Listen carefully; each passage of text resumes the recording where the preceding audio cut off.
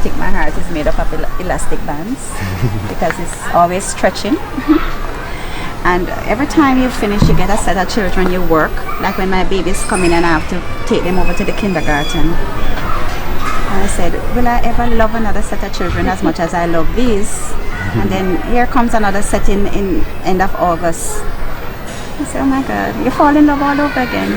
So being in love is a wonderful feeling. I don't know about to you, but I've been in love a couple of times and it's always so nice.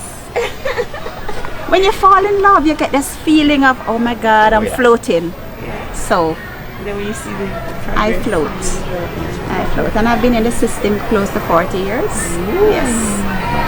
Yes. So this school is where it ought to be, right here.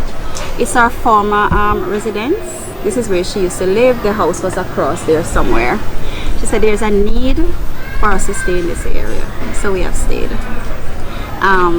A lot of people look at us, that we are in the inner city. But as she said, that even children in the inner city, they need quality education. So this is what we are giving.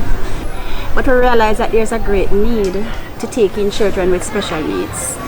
And to us, the best thing for children who are a little different is to be incorporated in mainstream. So we have been taking children from preschool up to grade 6. Some of our children with special needs can be mainstream without a shadow teacher. If I take you around the school now from preschool to grade 6, you'll not recognize some of these children that we took in who were in the center. I know they are mainstream. Whatever we have and whatever we are offering is inadequate. So whatever we can get, we are very grateful. I know for children with special needs, they need to be more engaged, especially in manipulatives and so on. To me, they like to be engaged, especially when they are sitting around a computer. However, social interaction is key. We need computers, but we also need a balance with the social interaction. I think they need balls, that they can exercise balls, mats, Okay. like sensory Like stuff. sensory. Right. Oh yes, that's why you're here. Yes. Okay. And what about training? Like, is there a shortage of people who have been trained and are knowledgeable enough in dealing with children with special needs? Or do you need more people? I think we need more of that. More training. Yes. Because a lot of our shadow teachers are trained in the system. Right. So we need more. And it's a general thing right throughout the country.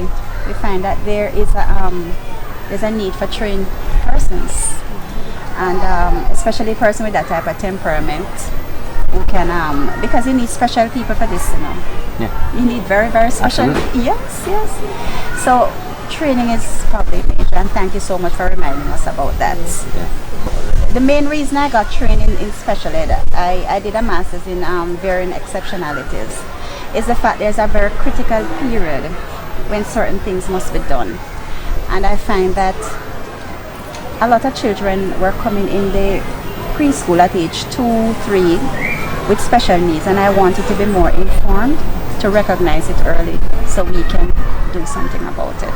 And that is what we have been doing. We have to treat them as much as possible as typically developing children. You understand? We don't treat them as if they have a special need.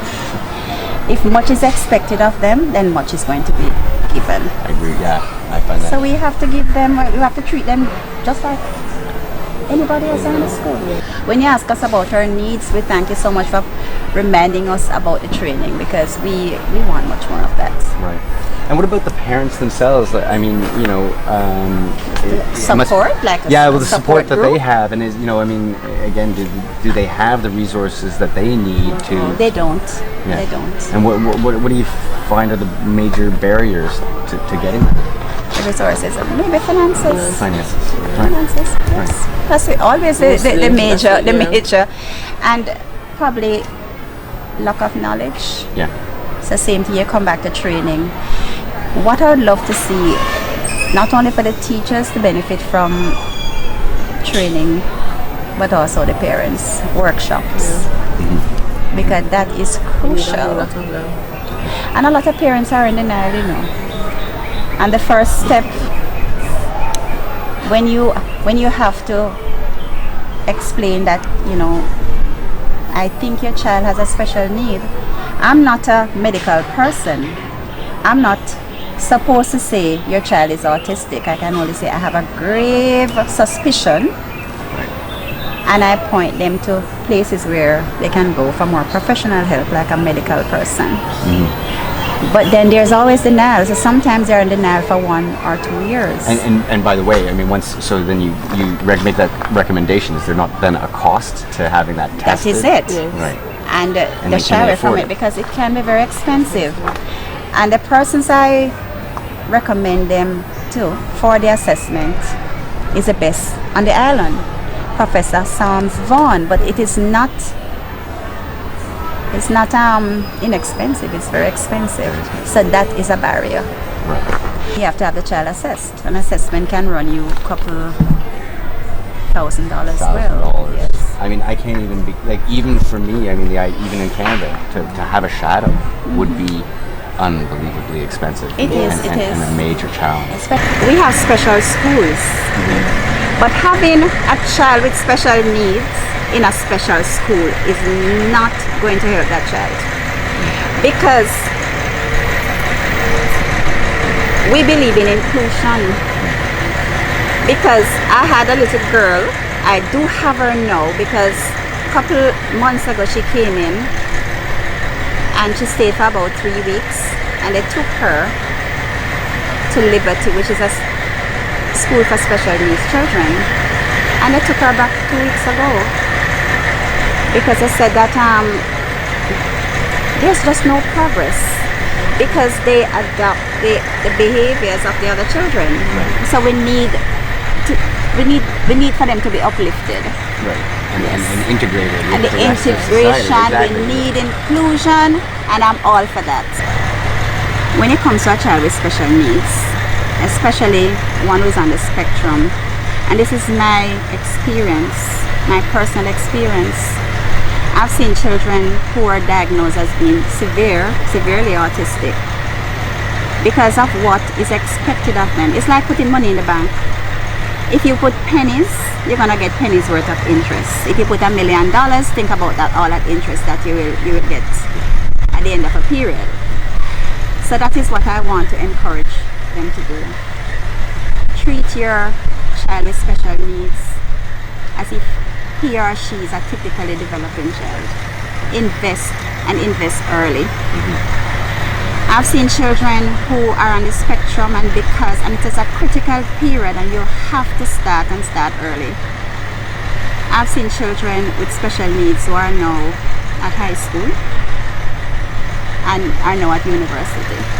Children who are like nonverbal, but because it was detected early and because of, I wouldn't say all the work, but because of what was invested in that child now is, you would not look at that child and know that that child is on the spectrum. And so early intervention is key. Incredible woman. Yes. So, I'm so grateful for this opportunity to come here, see the school, see what they do. And I really hope that, if you see this video and you watch what we do, that you'll share whatever you can for Caring Hands. This is this new charity that this amazing woman is putting together, and it is my honor to help her with that. And thank you. Thank you, Jay. You are so amazing. Thank you. We really would appreciate it. I mean, the need is there, and we really need to fill that need.